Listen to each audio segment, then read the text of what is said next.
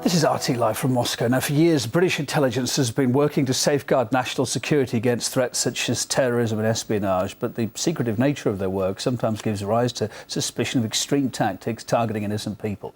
RT's Polly Boyka reports now on one claim that intelligence agents have resorted to persecute rather than protect. Somali-born Madi Hashi had grown up in the UK from the age of 5. He was a British citizen until this summer, when the 23-year-old went missing and his family found out that the Home Office had stripped him of his passport for allegedly being involved in Islamic extremism. His parents are distraught. They say that Madi is an innocent victim of a British intelligence plot, all because he refused to work for MI5. All I can say is that Madi is a Muslim in belief, and he's a practicing Muslim. But being a practicing Muslim is not being an Islamist. That's all why I can say. That's all why he's being victimized. This is the quiet North London community centre where Madi Hashi worked back in 2009. It was then that he and 4 of his Muslim colleagues say that they were approached and harassed separately by security agents.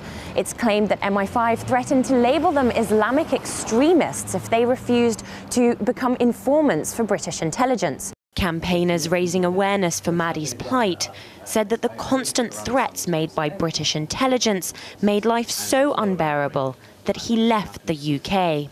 They were trying to offer him a job, saying that, effectively, you're an extremist, we know you're one, the only way out of this is for you to come and work for us, to come and help us. These are the kind of tactics that were being used. Because he's of Somali origin, this is a purely racist profiling policy of the British government and particularly its security agencies.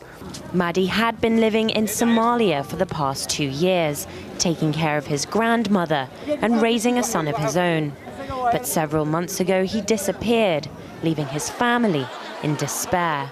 My son is missing in this summer, but and I don't know where is he now, if he's alive or died. I don't know how is he healthy, I don't know. We are very worried, all the other family. The only information the Hashi family have now comes from a man who contacted them to say that he'd been in prison with Madi in Djibouti. He told us that he had been fingerprinted and DNA has been taken from him. And then the Americans contacted, when they found out that he's a British citizen, they contacted the British consul, and the British consul said that we have already removed the citizenship from him. And then the Americans took him to somewhere we don't know. They don't know, but they fear he's being held at Camp Limonia in Djibouti, a notorious US anti-terrorist base, where he may be the victim of an American rendition program in which suspects are unlawfully taken to third-party states to be illegally detained and tortured. The Hashi family want answers to simple questions, like what the allegations are against Madi, where he is located, and whether he's even alive. But when it comes to matters of intelligence, they're faced with a wall of silence. Lawyers acting on behalf of the Hashi family have received just this response from the government. It has been the policy of successive governments neither to confirm nor deny speculation, allegations or assertion in respect of intelligence matters. This policy is maintained, and accordingly, the Secretary of State can neither confirm nor deny the allegations made on behalf of your client. And Mahdi's case is a classic case of where profiling and kind of almost ludicrous policies within this war on terror have resulted in an innocent individual, a helpless young man, effectively having their life ruined.